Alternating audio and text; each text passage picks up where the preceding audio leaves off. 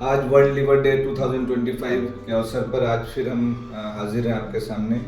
Basically एक public awareness programme लेकर के, सो दैट हम लोगों को कॉमन लिवर प्रॉब्लम्स के बारे अवेयर कर सकें, ताकि वो अपने लिवर की बीमारियों के बारे जान सकें और उनके लिए जो भी प्रिवेंटिव मेजर्स हैं तो वो ले सकें। इस बार का जो वर्ल्ड लिवर डे का थीम है वो है फूड इज़ मेडिसिन।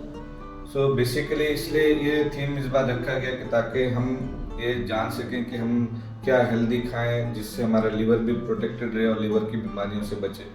रीज़न ये है कि आज एक बहुत बड़ी कॉमन बीमारी हमारी सोसाइटी में और पूरी दुनिया में आ गई है, that is fatty liver disease. जो फैटी लिवर डिजीज़ काफ़ी कॉमन हो चुका है और ये धीरे धीरे करके प्रोग्रेस करते हुए लिवर सिरोसिस भी कराता है। लिवर सिरोसिस के बाद लिवर कैंसर भी हो सकता है। बट यही है कि सारे लिवर जो फैटी लिवर है वो सारे लोग प्रोग्रेस नहीं करते हैं। तो जिनको ये फैटी लिवर है और फिर भी उनका अगर वो प्रिवेंशन नहीं करते हैं प्रोग्रेशन से आगे, वो अगर प्रोग्रेस करता जाता है तो उनको प्रॉब्लम हो सकती है। तो उनको ये जानना ज़रूरी है कि फैटी लिवर डिजीज़ जो है आज सोसाइटी के में हमारे पर्टिकुलरली इंडिया में काफ़ी कॉमन है। रीज़न बीइंग कि बहुत ज़्यादा सीडेंटरी लाइफ स्टाइल हो गई, लोग एक्सरसाइज नहीं करते, मोटापा बढ़ रहा है, ओबेसिटी जिसको बोलते हैं वो बढ़ रही है, डायबिटीज़ बहुत कॉमन है इंडिया में पर्टिकुलरली। तो ये जो रिस्क फैक्टर्स हैं डायबिटीज़ और वेट गेन, ओबेसिटी, ये इसको कम करने के लिए डायबिटीज़ को कंट्रोल करेंगे और वेट गेन जो बढ़ रहा है उसको भी अगर हम कम करेंगे तो फैटी लिवर की प्रोग्रेशन को बचा सकते हैं। इसमें सबसे बहुत बड़ा रोल होता है फूड का। दैट्स वाई ये जो थीम रखा गया फूड इज़ मेडिसिन। तो फूड को हम जो खाना जो फैटी लिवर के लिए जो प्रॉब्लम कराती हैं उसको हमें कंट्रोल करना पड़ेगा। मेनली शुगर्स को, कार्बोहाइड्रेट्स को कम करना चाहिए। जो कार्बोहाइड्रेट ज़्यादा खाते हैं तो वो एक्यूमुलेट हो जाता है, फिर अल्टीमेटली फैटी लिवर प्रोग्रेस करता है। तो लो कार्बोहाइड्रेट डाइट पे रहें, फैट कम खाना है, जो एडिक्वेट अगर खाना भी है तो that should be good quality food should be there, and उसको जो है प्रायोरिटाइज करना है, कोशिश करना है कि होल फूड खाएं और बहुत ज़्यादा शुगर कंटेंट ना हो। और उससे उतना ही इम्पोर्टेंट है एक्सरसाइज करना, उतना ही इम्पोर्टेंट है कि जितना फूड हम खाते हैं उसको वो हजम हो और उतना यूटिलाइज हो, मतलब उसकी जितनी ज़रूरत है उतना ही खाना होता है। बहुत ज़्यादा खाएंगे वो स्टोर होता जाएगा, वो स्टोर होगा तो अल्टीमेटली बॉडी में, लिवर में फैट के तरह एक्यूमुलेट करता जाएगा, वो नुकसान करेंगे। तो ये है कि फूड को जानना ज़रूरी है और हमें वो प्रिवेंटिव मेजर्स लेना ज़रूरी है इसके लिए। उसके अलावा लिवर, क्योंकि ये वर्ल्ड लिवर डे है तो अदर लिवर डिजीज़ के बारे में जानना ज़रूरी है जो हमारे लिवर को नुकसान करते हैं। उसमें हेपेटाइटिस बी, हेपेटाइटिस सी है, हेपेटाइटिस ए और ई जो है वो एक्यूट हेपेटाइटिस कराती हैं।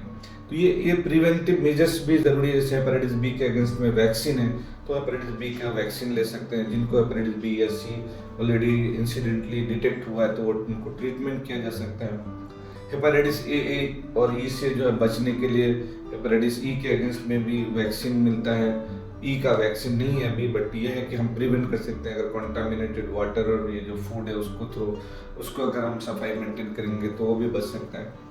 और जिन लोगों को लिवर की बीमारी है, किसी को फैटी लिवर है, किसी को सिरोसिस है, तो इन लोगों को रेगुलर एक मेडिकल फॉलोअप में रहना चाहिए, उनको कंसल्ट करना चाहिए ताकि उनके डिजीज़ को अप्रोप्रिएटली वो मैनेज हो और उनको प्रोग्रेशन से बचे।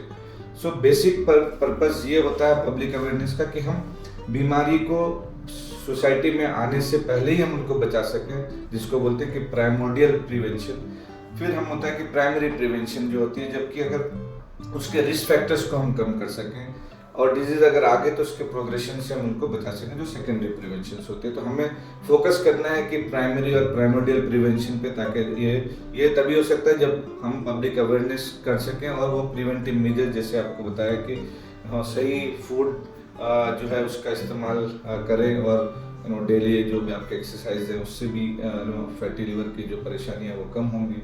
तो इससे हम एक जो बीमारी पैंडेमिक के तौर पर समझिए कि जो ये फैटी लिवर का एक तरह से फैला हुआ है उसको हम हर तरह से अवेयर करेंगे अगर, तो ये धीरे धीरे सोसाइटी में कम होगी और इससे जो पीड़ित लोग हैं उनको भी इससे निजात मिलेगी।